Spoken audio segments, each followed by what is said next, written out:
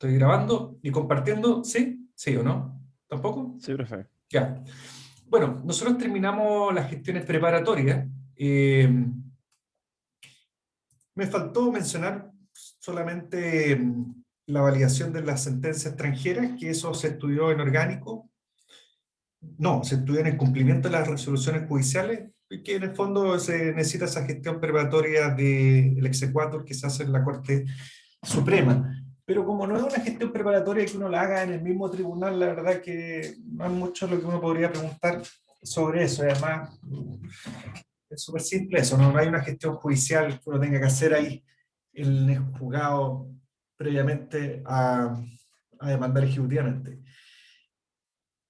Por lo tanto, ahora nosotros, ¿qué nos corresponde ver? Es derechamente entrar a ver el juicio ejecutivo de obligación de dar. Y principalmente todas las normas que hemos visto nosotros están en este procedimiento, acá, en el artículo 434, acá, del título 1 del juicio ejecutivo y la obligación de dar, y ahí comienza el procedimiento ejecutivo. Qué importante que ustedes conozcan que este procedimiento ejecutivo es un procedimiento especial. ¿Por qué especial? Porque no es procedimiento ordinario, pero ustedes tienen que tener claro que a este procedimiento ejecutivo, igual que seguramente ustedes estudiaron el juicio sumario o algún otro procedimiento especial, las disposiciones comunes de todo procedimiento del libro primero se le aplican en su totalidad a este juicio ejecutivo.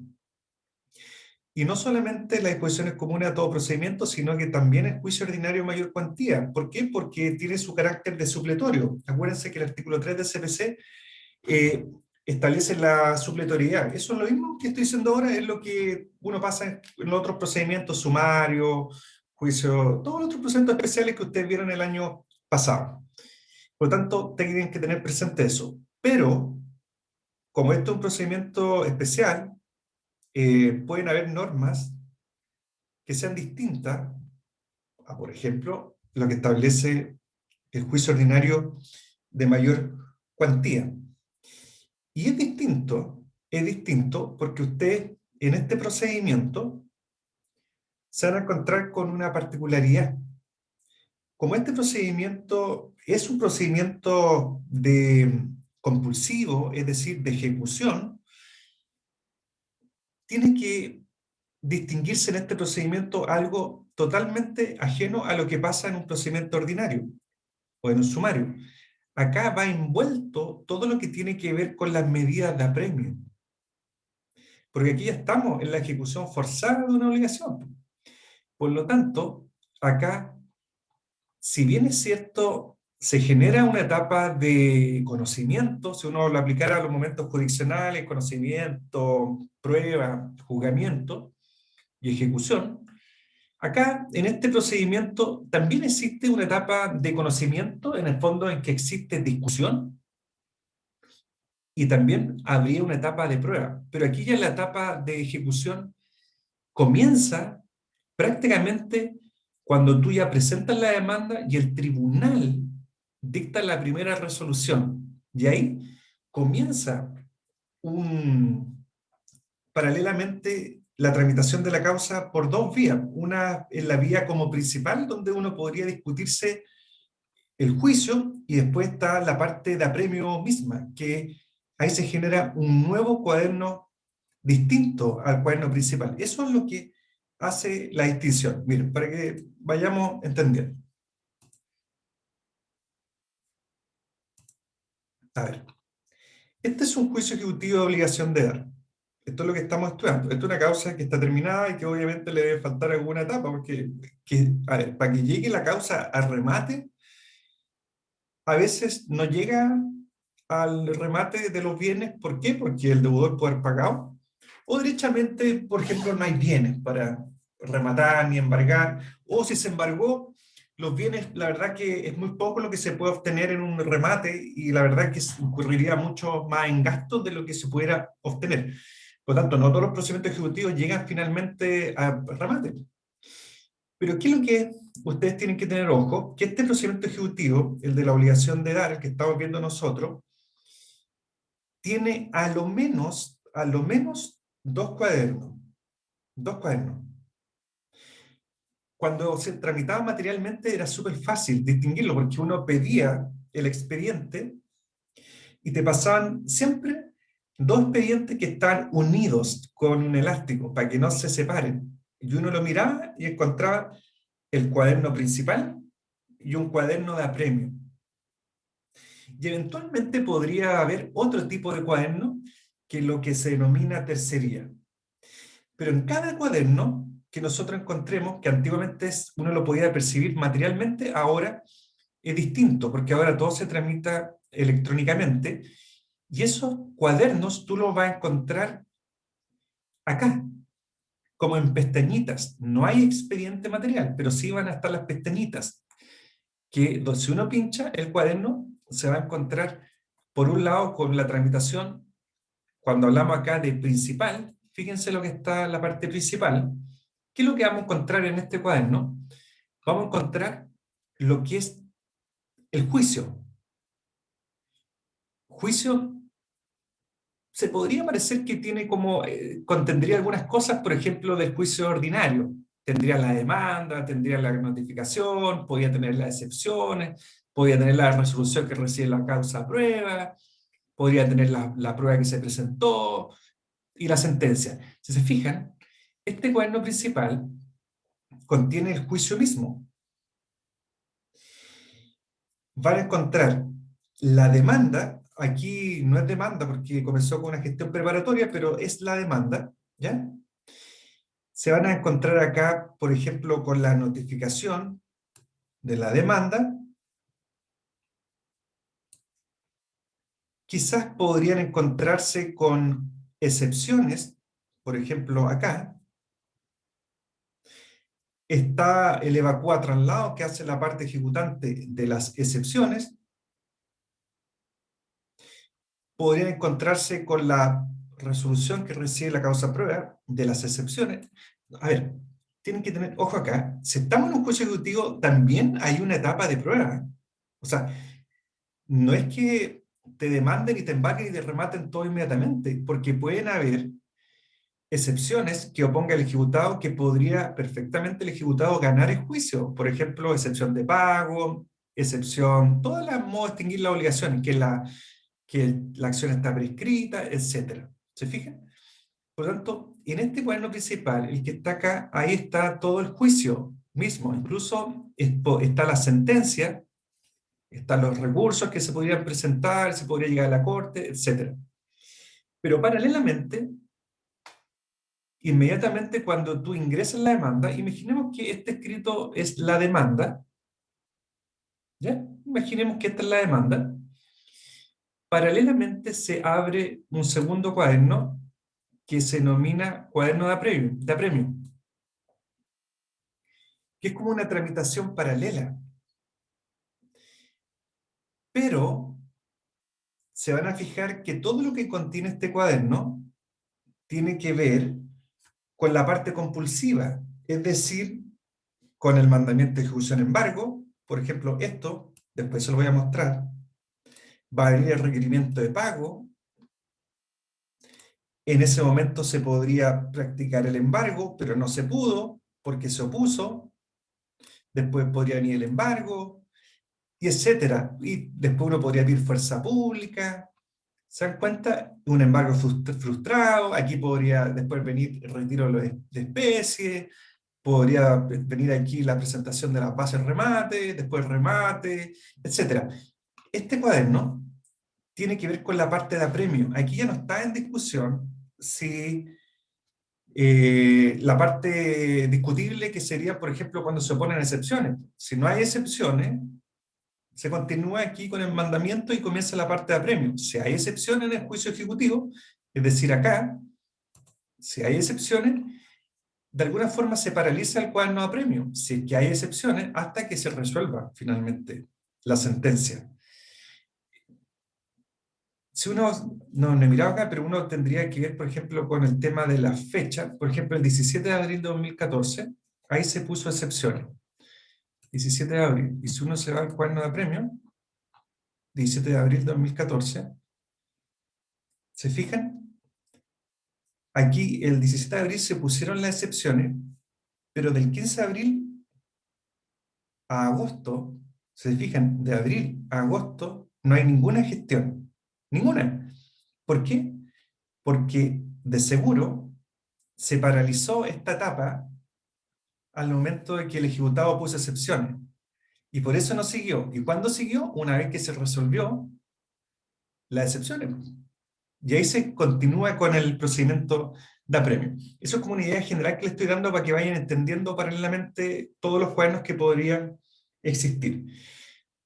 Pero eventualmente podrían existir más cuadernos. Va a depender qué solicitudes hayan y, por ejemplo, si hay terceros que podrían verse afectados o tuvieran algún derecho. Y ahí surge el cuaderno de tercería. Se genera una tercería, es decir, hay un tercero ajeno al juicio que está reclamando un derecho. Y ahí está toda la materia que ustedes vieron, los terceros independientes, excluyentes, coadyuvantes, etc. Si hubiera un tercero en este procedimiento, se genera otro cuaderno. Y se fijan aquí, aquí hay una tercería que se denomina prelación, pero podría haber una tercería de dominio, de posesión, que aparezca un tercero que alegue, por ejemplo, que los bienes embargados son de él y no son del deudor. ¿Se fijan? Podría haber una tercería de dominio, una de posesión. Y esta tercería de prelación es una tercería donde comparece un tercero que está reclamando, en el fondo, que se le pague a él también primero, por un orden, que eso lo vamos a ver cuando estudiemos las tercerías. Eso es lo que ustedes tienen que tener claro. O sea, las tercerías pueden ser de pago, de dominio, y también se podrían generar ciertos incidentes que se originen dentro del procedimiento que es necesario que el tribunal las resuelva. ¿Qué es lo que es importante? Que si estos incidentes paralizan el procedimiento, se genera un cuaderno separado. Perdón, si son incidentes que se paralizan el procedimiento, significa que se tramitan conjuntamente con la causa principal. Esto igual que como en un juicio ordinario, o sea, si hay un incidente de previo y especial pronunciamiento, se va a tramitar en el mismo cuaderno principal porque paraliza, pero si hay un incidente que se tramitan por cuerdas separadas, que no es de previo y especial pronunciamiento, cualquier cosa que se pida, no va a suspender el cuaderno principal y se va a abrir un tercer cuaderno. Aquí no hay un cuaderno de tercería, pero podría haber perfectamente. No sé, por ejemplo, comparezca no sé, una persona alegando que el tribunal no es competente, el demandado, por ejemplo, bueno, ahí eso podría eventualmente, no es competencia, la competencia sería de previo especial pronunciamiento. O sea, cualquier incidente que se genere durante el procedimiento, ahí que no sea de previo especial pronunciamiento, debiera abrirse un cuaderno separado, y eso sería un incidente.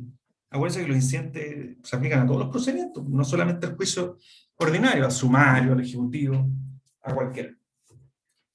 Bueno, eso es importante, que tengan claro la existencia de esos cuadernos, y los vamos a ir viendo en la medida que vayamos avanzando la materia. ¿Dudas? ¿Consultas?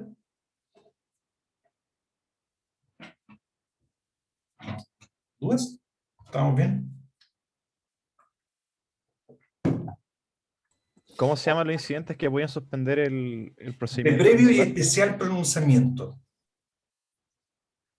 Generalmente están unidos a lo que son, por ejemplo, bueno, las excepciones dilatorias son de previo y especial pronunciamiento, algún incidente de competencia también son de previo pronunciamiento, y el resto, la mayoría, casi todos se tramitan por cuerdas separadas. Por ejemplo, un incidente de nulidad, si el demandado, el ejecutado, pidiera la nulidad de algo, la nulidad no es un incidente de previo y especial pronunciamiento. Por ejemplo, la nulidad de una notificación, de una actuación procesal. Eso no suspende el procedimiento y ahí se generaría un cuaderno y diría nulidad. Acá. Nulidad, incidente nulidad, diría. Es un ejemplo, eso se ve siempre, pero no en este caso que está acá porque no hubo ningún incidente, solamente las tercerías, que después vamos a ver que hay algunos casos que se tramitan como incidente igual. Bueno, en este procedimiento ejecutivo, como yo les comenté, está el cuaderno principal y aquí está el juicio. Acá está el juicio. Yo les voy a mostrar la carpeta de un juicio que comenzó con una gestión preparatoria de notificación del proyecto de cheque. El ejecutado se le notificó, se notificó el acta de protesto, se certificó que no alegó de falsedad su firma, se pide la certificación de que no alegó de falsedad, que tampoco pagó, después está la demanda. Con esa certificación ya estaríamos, faltaría aquí quizás que esta firma ejecutoria, pero después aquí está la demanda, y aquí nos vamos. Se fijan acá, la demanda comienza el juicio principal, el cuaderno principal, que en otras palabras es el juicio. Es el juicio. Y cuando tú presentas la demanda ejecutiva, debes cumplir con los requisitos de cualquier demanda. Y ahí, si ustedes se fijan en la norma de juicio ejecutivo, no te dice que la demanda debe contener tales y distintas cosas. Por lo tanto, ahí aplicamos las normas del juicio ordinario, el artículo 254, supletorio. Porque si no lo dice, por ejemplo, en el juicio sumario tampoco dice nada, bueno, nos vamos al artículo 254. Y por lo tanto, tú tienes que cumplir con esos requisitos, todo lo del 254, y también por razones, o sea, obviamente cumplir con todo lo que establece la ley de comparecencia ante los tribunales, la ley 18.120, eso que es la primera presentación tendrá que hacerse a través de abogados, patrocinantes, y ahí se habla de todos los apoderados que tienen postulante y todo. Bueno, tienen que cumplir con todo eso. ¿Qué es lo que es interesante en la demanda? Si se fijan, ustedes, ¿cómo comparecen en una demanda ejecutiva? Quien presenta la demanda habría que distinguir, por ejemplo, si una gestión preparatoria antes o si no la hubo. Si hubo una gestión preparatoria antes, en esa gestión ya se le confirió patrocinio a algún abogado. Si se fijan acá, esta es la gestión preparatoria. En esta gestión preparatoria, en el último trocí, quien asume el patrocinio es el abogado Juan Pablo Herragá porque comparece como mandatario judicial. ¿Ok? Por lo tanto, ese abogado que aparece en esta gestión preparatoria, él perfectamente debiera comparecer en la demanda ejecutiva. ¿Ok? Acá, acá. Aquí debería decir Juan Pablo, tanto tanto, abogado, tanto tanto. ¿Por qué? Porque él ya compareció en la gestión preparatoria y por lo tanto no sería necesario conferirle un nuevo patrocinio al abogado. Si no hubo una gestión preparatoria y es la primera gestión, claro, ahí se debe conferir patrocinio y poder al abogado que va a ver por primera vez esa causa y esta demanda ejecutiva. No sé si se entendió eso. Esto igual es importante relacionarlo también, no solamente con el tema del abogado patrocinante que compareció o no, o si hubo o no gestión preparatoria, que también es interesante saber, por ejemplo, dónde se presenta la demanda ejecutiva. Y también hay que distinguir si hubo una gestión preparatoria o no la hubo. ¿Por qué? Si hubo una gestión preparatoria, si se fijan, es que no coincide, porque yo agarré varios escritos para juntarlos para que se entendiera. Si hubo una gestión preparatoria, la demanda debiera presentarse, como está indurizado acá la demanda, el tribunal debiera presentarse en el mismo tribunal en que se radicó la gestión preparatoria previamente. ¿Por qué? Porque el Código Orgánico de Tribunales lo señala expresamente en el artículo 178, es decir, cuando una gestión preparatoria o una prejudicial, la demanda posterior debe presentarse en ese tribunal. Pero si no hubo una gestión preparatoria previa, tienes que aplicar las reglas de competencia relativa para el caso concreto. Y ahí generalmente se va a presentar la demanda en el domicilio del demandado. Generalmente, siempre ahí pueden haber excepciones, dependiendo la materia. Se fijan que le di dos casos que son interesantes tenerlos claros. Uno tiene que ver dónde yo presento la demanda ejecutiva y qué pasa con el abogado patrocinante si se debe conferir un nuevo patrocinio al abogado. Y esa respuesta yo se la di. No sé si les quedó alguna duda respecto a eso.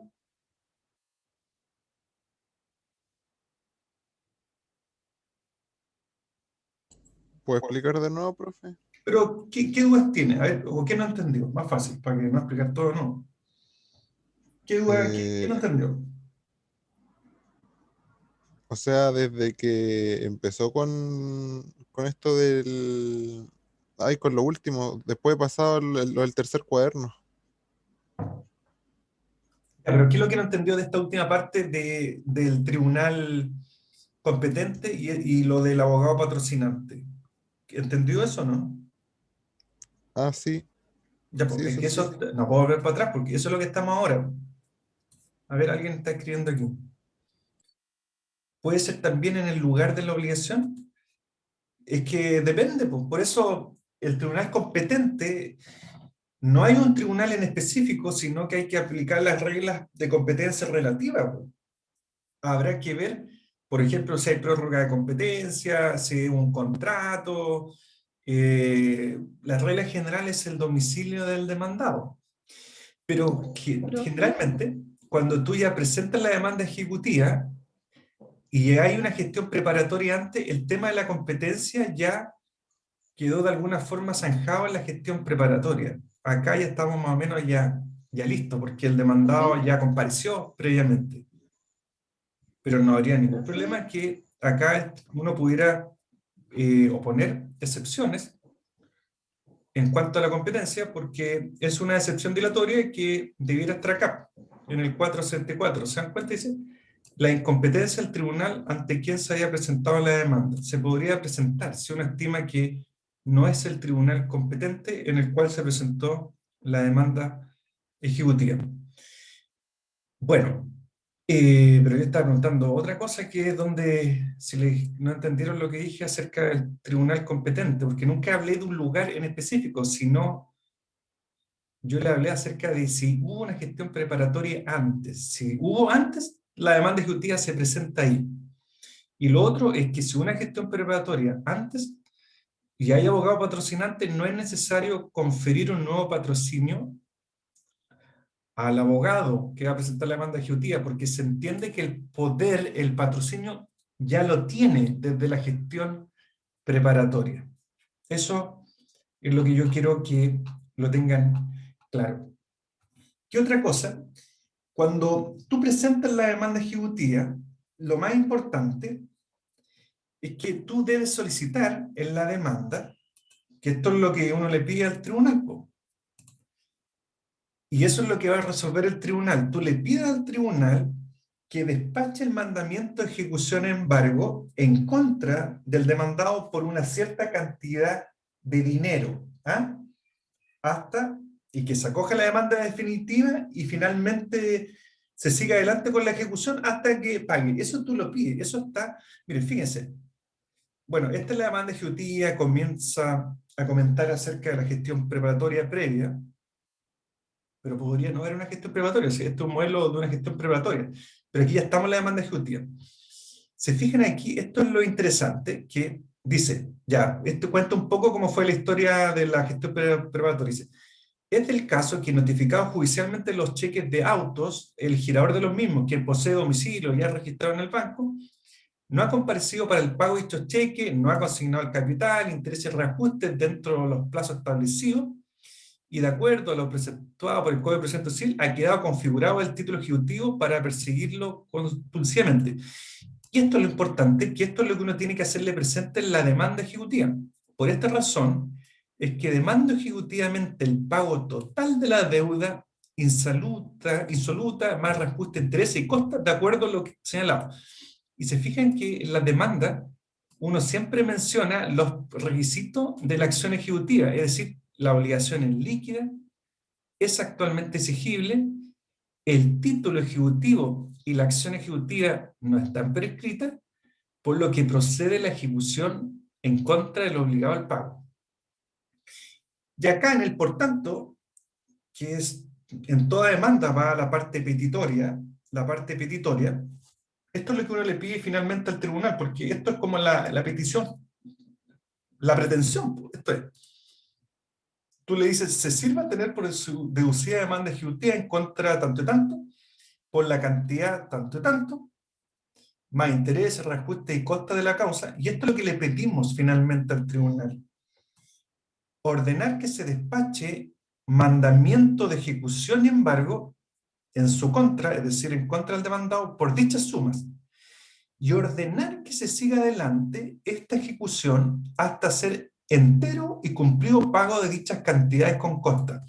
Esta frase es una frase que todos los abogados ponen en la demanda ejecutiva, que tú le pides al tribunal que se despache el mandamiento de ejecución en embargo. Después yo les voy a mostrar qué es lo que es esto del mandamiento de ejecución en embargo. Pero se fijan acá, yo le estoy pidiendo al tribunal que ordene que se despache el mandamiento de ejecución en embargo en contra tanto y tanto, por las sumas tanto y tanto, y que siga adelante hasta el final, hasta que se genere el pago de la deuda. Bueno, ¿cómo se presenta la demanda? Se cumple con todos los requisitos del artículo 254. Esto como el artículo 30 también, que son los requisitos generales de todo escrito, se tienen que presentar por la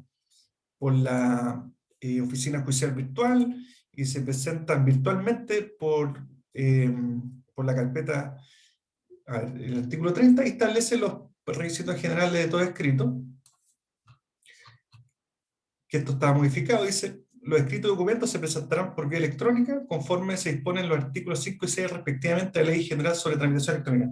Esa demanda se presenta electrónicamente, igual esto ya está como de perogrullo, o sea, todo se tramita electrónicamente.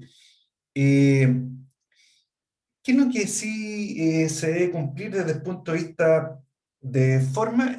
Son estos: artículos 30 se presenta electrónicamente, se cumple con los requisitos del artículo 254, y después ya se empiezan a ver temas de fondo, principalmente de todo lo que ya hemos estudiado, de que la asistencia al título ejecutivo, de la acción ejecutiva, de que no esté prescrita, y todo eso. Lo importante es que, insisto, que tú le tienes que pedir al tribunal que se despache el mandamiento de ejecución en embargo, en contra del caballero, en contra de la persona, y que se siga adelante por la ejecución. Obviamente tu demanda, si se fijan acá, aquí uno le menciona al tribunal que la obligación es líquida, actualmente exigible, y el título ejecutivo y la acción ejecutiva no está prescrita. Eso es lo que tú tienes que cumplir. ¿Cómo se cumple? Mencionándolo acá, y obviamente el tribunal lo que va a hacer es va a revisar el título ejecutivo. Y va a recibir, va a revisar muy completamente y al detalle el juicio ejecutivo, el título ejecutivo, como no se da en otros procedimientos. ¿Se acuerdan que lo que les dije en la clase pasada? Vamos aquí al artículo, volvamos al artículo 441 y 442. Fíjense lo que hace el tribunal. El tribunal examinará el título, y en base al examen que haga va a decir ¿se despachará o se denegará la ejecución? Es decir, si el título cumple con todos los requisitos, o sea, que primero que sea título ejecutivo, que sea líquido, actualmente exigible, que el título de acción no esté prescrito, cuando haga ese análisis, ahí va a decir sí o no. ¿Se sigue adelante con el procedimiento o llegamos hasta acá? ¿Se despacha el mandamiento de ejecución en embargo o no ha lugar o se deniega la ejecución? No es una sentencia definitiva en todo caso, porque lo está resolviendo el objeto del juicio, pero sí está dando inicio al juicio o te echa para atrás tu demanda. Por eso el título ejecutivo es súper importante acompañarlo. Ese título ejecutivo, si no estuviera en ninguna parte regulado que se debe acompañar, no habría problema, porque es obvio que debiéramos acompañar el título ejecutivo. Pero si no lo dijera ninguna norma, nos vamos a la regla de los documentos que uno vio en juicio ordinario, en el 255, y ahí está que tú puedes, a ver, no sé si en los instrumentos, cuando estuvieron los documentos, habían documentos fundantes y otros que no eran fundantes. Bueno, el título ejecutivo es un documento muy fundante de la pretensión que tenemos nosotros, y eso tú debieras acompañarlo conjuntamente en la demanda, y de acuerdo al artículo 256, porque aquí nos vamos al juicio ordinario de mayor cuantía, eventualmente tú podrías objetarlo dentro del término de emplazamiento. Miren, fíjense acá, dice, los documentos acompañados a la demanda deberán impugnarse dentro del término de emplazamiento cualquiera sea su naturaleza. Ya, el título ejecutivo tú lo tienes que acompañar, sí o sí. ¿Ok? ¿Cuándo se impugna? Dentro del término de emplazamiento del título ejecutivo, pero generalmente la forma de impugnación es a través de las excepciones. ¿Por qué lo está impugnando? Bueno, y ahí uno ve cuál es la excepción que pudiera aplicarse. En estos casos, cuando nosotros presentamos la demanda ejecutiva y acompañamos el título ejecutivo, ahí surge la duda o la pregunta, ¿cómo se acompaña el título ejecutivo? Si estuviéramos hace 5 o 6 años, o se estudian apuntes que tienen más de 6 años, o menos, pues sí, esto de la tramitación electrónica, antiguamente tú tenías que acompañar el título ejecutivo materialmente. Se acompañaba físicamente. ¿Y qué hacías tú? Pedías que se guardara el título ejecutivo en custodia del secretario del tribunal. Pedías que se guardara, porque era el título original, el que tú estabas presentando. Lo acompañaba. ¿Cuándo tú no lo acompañabas? Cuando había una gestión preparatoria, porque el título ejecutivo ya estaba en el tribunal. Por ejemplo, acá, esta gestión preparatoria, si se fijan aquí, la gestión preparatoria, tú acompañas el documento y solicitas custodia. Eso es lo que se hacía antes.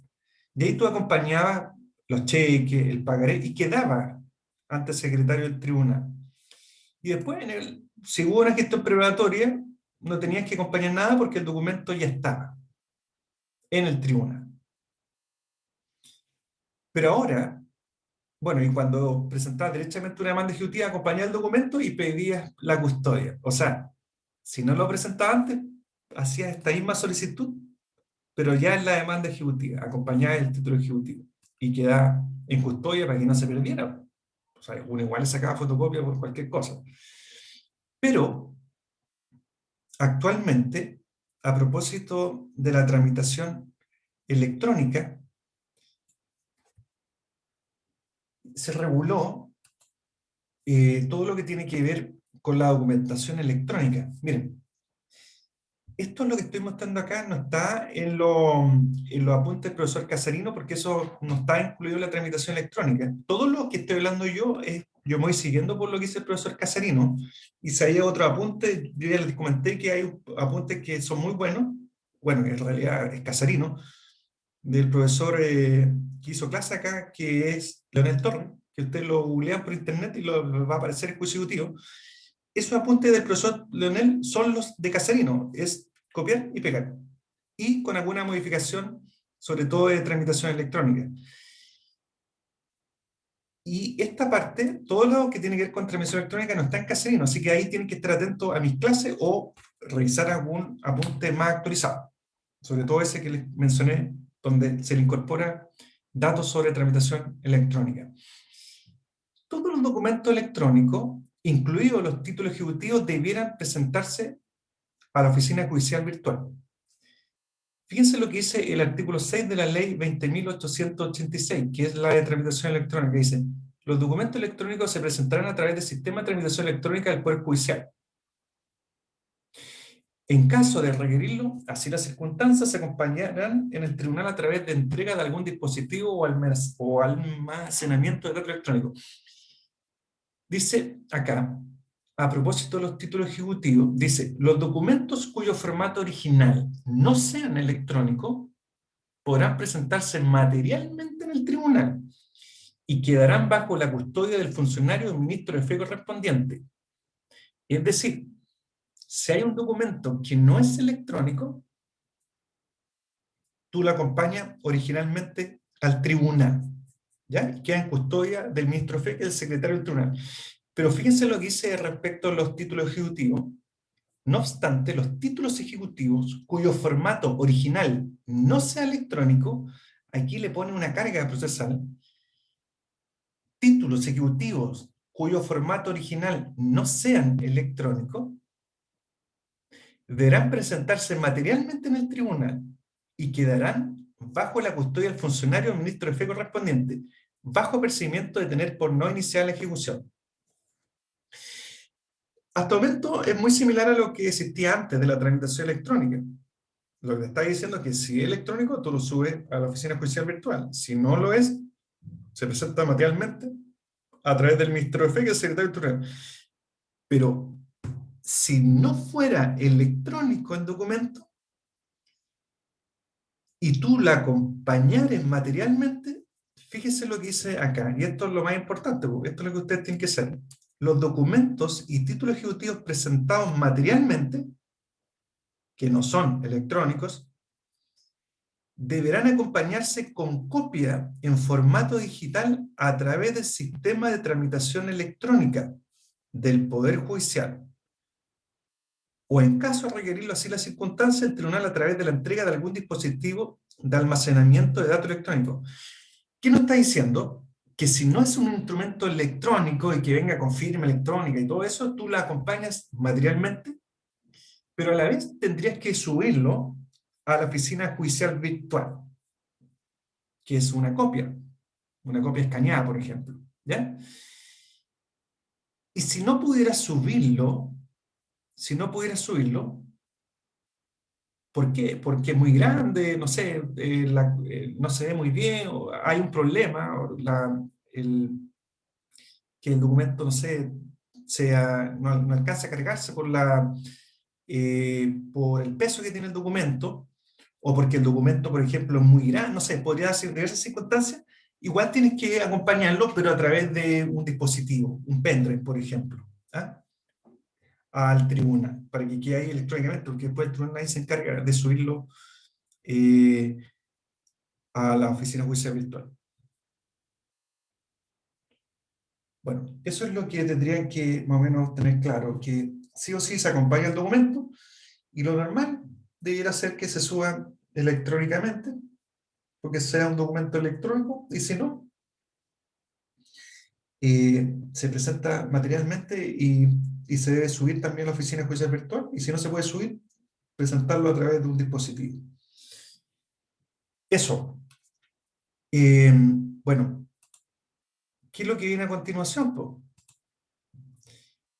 Presentamos la demanda ejecutiva, y acuérdense, lo que nosotros le pedimos en la demanda ejecutiva es esto, en la parte petitoria.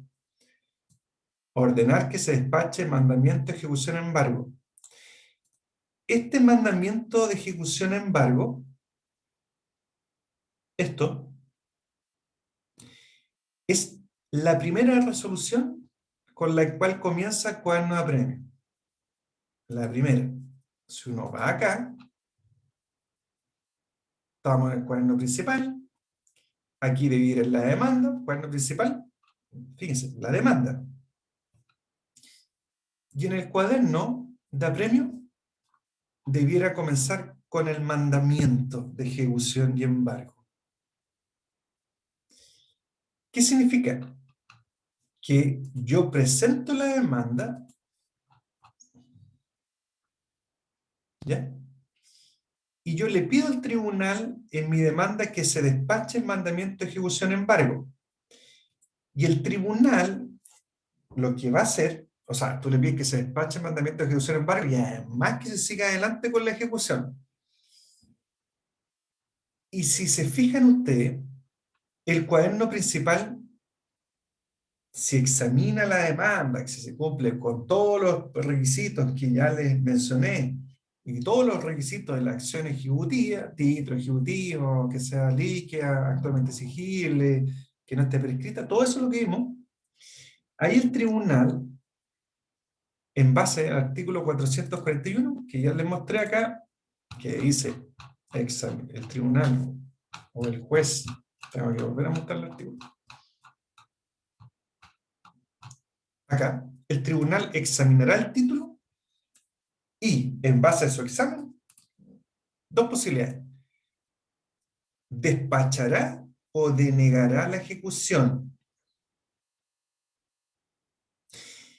Va a despachar la ejecución, en otras palabras, es declarar admisible la demanda, o denegará la ejecución, que es declarar inadmisible la demanda.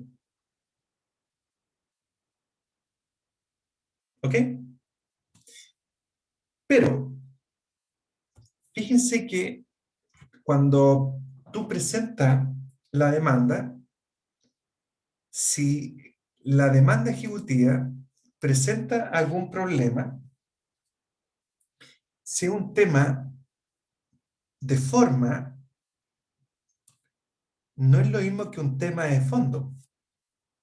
Porque si es de forma, el problema de la demanda es subsanable el defecto cuando te deniega la ejecución.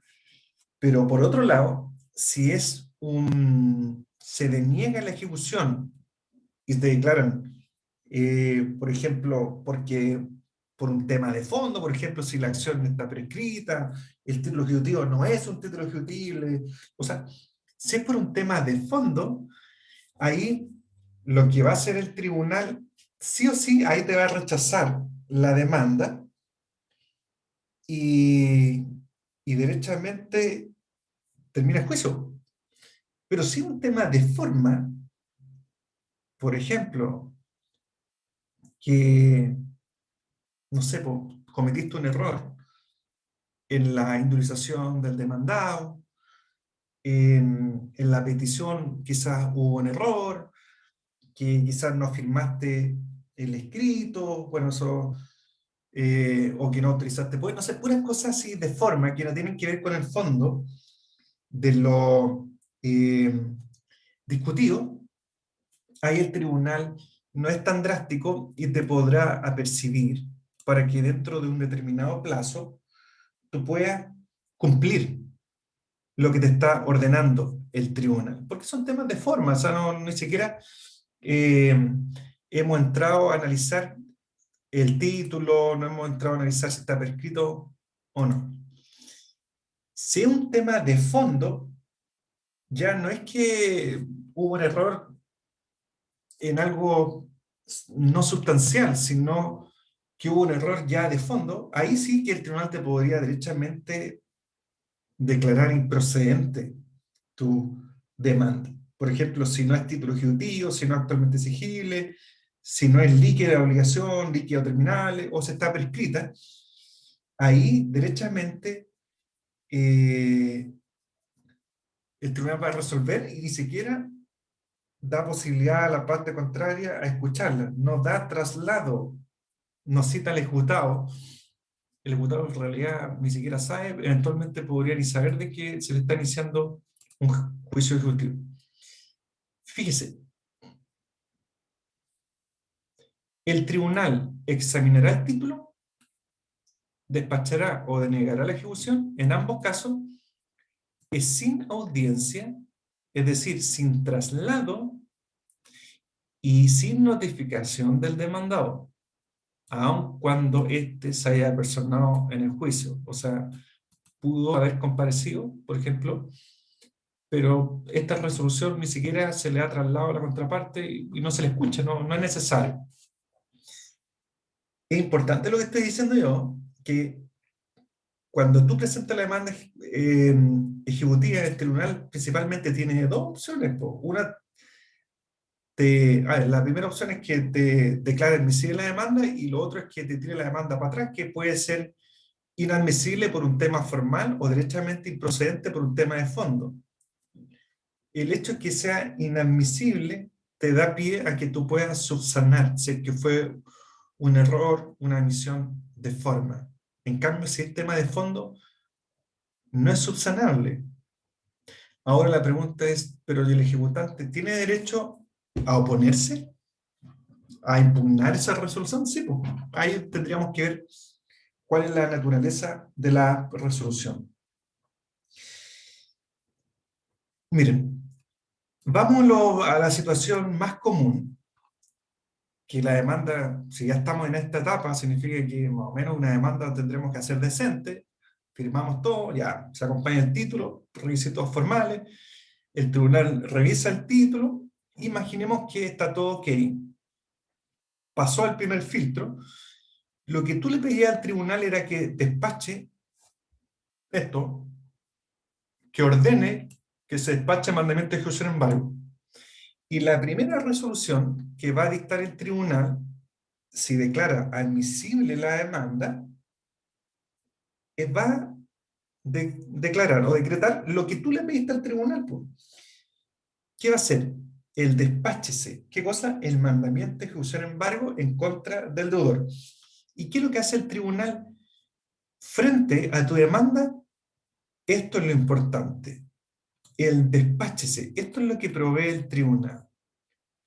Si tú ves que el tribunal proveyó despáchese, significa que la demanda fue declarada admisible. Admisible. Porque se cumplen con todos los requisitos de forma y fondo, sin prejuicio que después el ejecutado tenga derecho a presentar o oponer las excepciones que él estime pertinentes. Y con este despáchese, es una orden. Por eso, fíjense lo que dice acá. Tú le pides al tribunal que ordenar que se despache mandamiento y ejecución en embargo. ¿Y qué es lo que hace el tribunal en el cuaderno principal? Aquí estamos en el cuaderno principal. Despáchese, está dando la orden. Despáchese. ¿Qué cosa? El mandamiento, ejecución, embargo. Y el mandamiento de ejecución y embargo es la primera resolución con la cual se da inicio al cuaderno de apremio.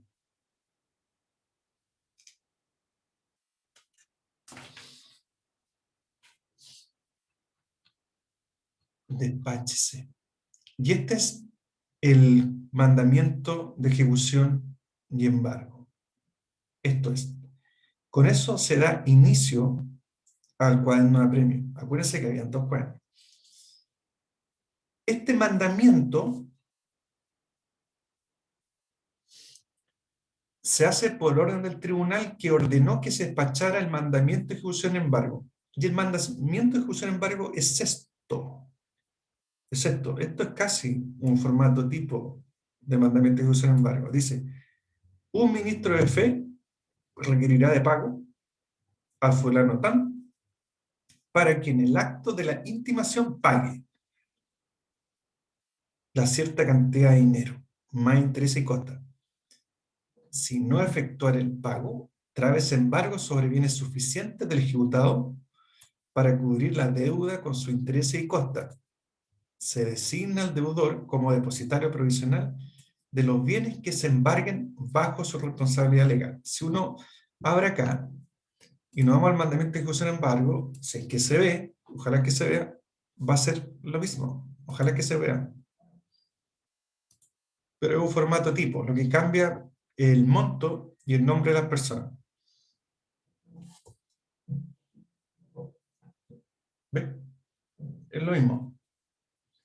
Un ministro de fe requerirá de pago, esto es pues lo más importante, requerir de pago a don tanto y tanto, mi tanto, para que pague tanto, la suma.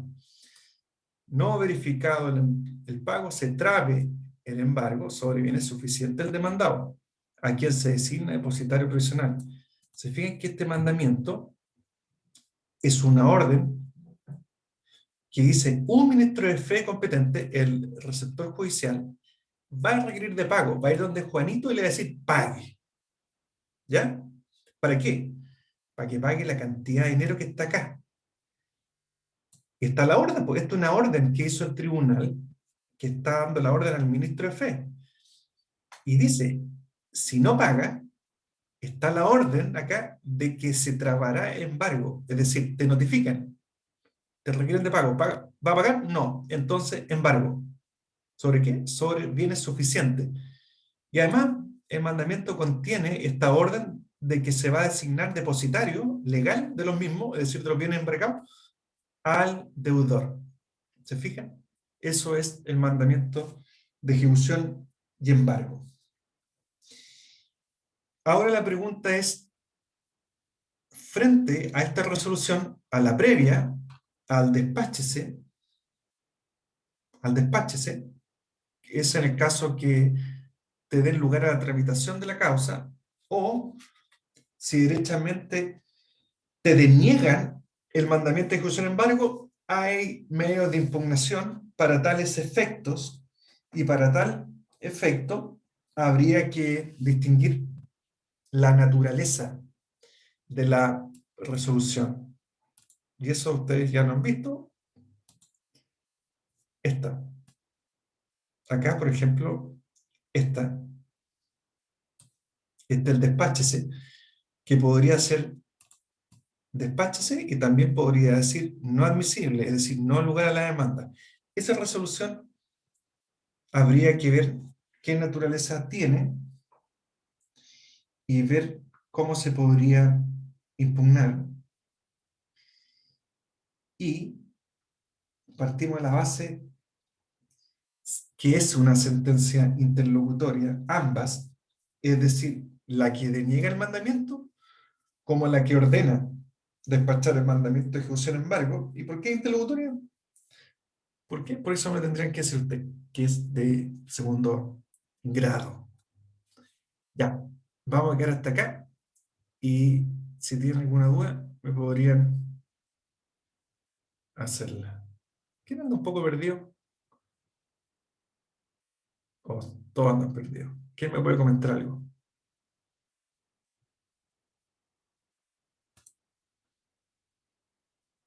¿Alguien?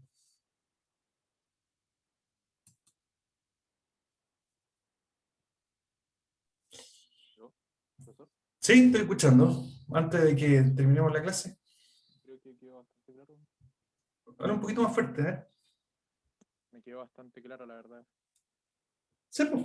O sea, lo más importante como para no perderse es que, a diferencia de otros procedimientos, este procedimiento contiene dos como juicios paralelos. Uno que está el juicio mismo, y en realidad no es que el otro cuaderno sea un juicio, ya ahí va derechamente todo lo que tiene que ver con el apremio. Y ahí uno teniendo claro eso, uno va viendo cómo se va tramitando la causa. Y si se fijaron, en el ejemplo que les di, por un lado está el juicio, que te tienen que notificar la demanda.